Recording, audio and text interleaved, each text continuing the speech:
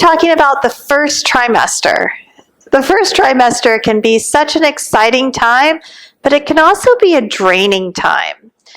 During the first trimester, many of our students who are pregnant might not even know they're pregnant, and if they do, they might not have very many symptoms at all, or they might have very significant symptoms. The first trimester is one of the most easy trimesters to handle from a physical perspective, in the fact that there aren't really any modifications that need to be made. Nothing needs to be done or changed to support the pregnancy at this point. In fact, once the individual finds out that they are expecting, their embryo has already implanted deep within the uterine wall and is protected by a thick muscular structure inside a pelvic cage of bone. There is nothing that an individual can do to put their embryo in jeopardy during the first trimester.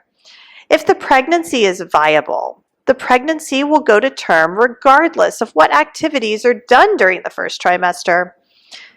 Many times I talk about this, and I highlight a few things that are important considerations.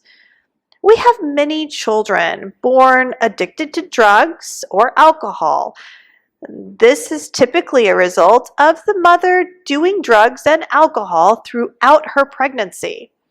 It's not that the mother just did drugs and alcohol at the end of their pregnancy, but in fact, typically when we have a baby that's born addicted to substances, they have been exposed to substances the entire time. So we can extrapolate that a healthy pregnancy will go to term even under the influence of substances. Another thing that some pregnant women are unsure about is whether or not they can continue their physical activity. They can continue doing whatever they've been doing before they got pregnant. In fact, during the first trimester, they can even do new things. Did you know that the U.S. military allows female soldiers to jump out of a plane up until 16 weeks? That's right, up until the first part of the second trimester, you can jump out of a plane and not worry about hurting your baby. I think there are a lot of misconceptions in the world, and I'm sure some of them are completely valid and come from a place of fear and deep desire to be a mother. When I was trying to conceive, I had a very challenging time, and it was hard for me to get pregnant. We did IVF and IUI, and nothing worked. Finally, we got pregnant, and that first pregnancy was really hard. I literally thought everything that I did was going to hurt that baby. And the truth of the matter is, there's nothing I could have done to hurt him. He was perfect just as he was. The human body is amazing, and it's designed for this. It knows what to do, even if we don't. During the first trimester, the mother will start to experience changes. Some of the first changes occur before she even knows she's pregnant or before she's missed a period. These changes include swelling and tenderness in the breast, as well as bloating and gas.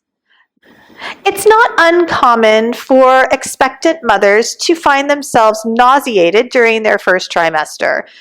This is a function of the increase of HCG and the increase in hormones. Many women report feeling more nauseated when they are pregnant with girls than when they're pregnant with boys. I can attest to this. I didn't have any nausea with my first two boys, and I had only slight nausea with my third girl. And this is a very fascinating phenomenon, but it's not true for everyone. During the first trimester, pregnant mothers might also experience round ligament pain. Pain right here at the pelvis. It feels sharp and sometimes even abrupt. It typically goes away without any reason or rationale, and doesn't do anything to harm or hurt the baby or the pregnancy. This round ligament pain is due to the increase in the uterus size as the embryo turns into a fetus. Once the embryo starts to develop into a fetus, the uterus starts to grow up and out of the pelvis. But during the first trimester, the uterus stays within the pelvis, contained in a bony cage. Really and truly, the first trimester, the embryo is so safe that you really can continue your daily activities as normal. Fatigue and cravings start to kick in around the end of the first trimester, if not before, and can cause mothers to want specific foods. Usually, this is driven by whatever nutrients they are lacking. In one of my pregnancies, I craved cheeseburgers for breakfast, lunch, and dinner. Well, probably because I don't eat meat, and my body was telling me it needed something. Listen to your body and encourage your students to listen to theirs. Again, there's nothing that your student can do to harm a pregnancy after conception, but we also know that it's part of the human experience to be cautious and worried, especially when we have to employ patients for such a long period of time. There are 3 trimesters in the human gestational cycle, and the first trimester for some can be the most intense. For others, it's a walk in the park. I would encourage your students who are pregnant not to compare themselves to others, to have a good line of communication with their physician, and to continue to practice as their body allows. If they're facing extreme fatigue or extreme nausea, it's better to rest. Again, listen to your body. It's telling you something. As the individual moves through their pregnancy, their needs will change, and we'll talk about that later. But at the beginning, very little changes.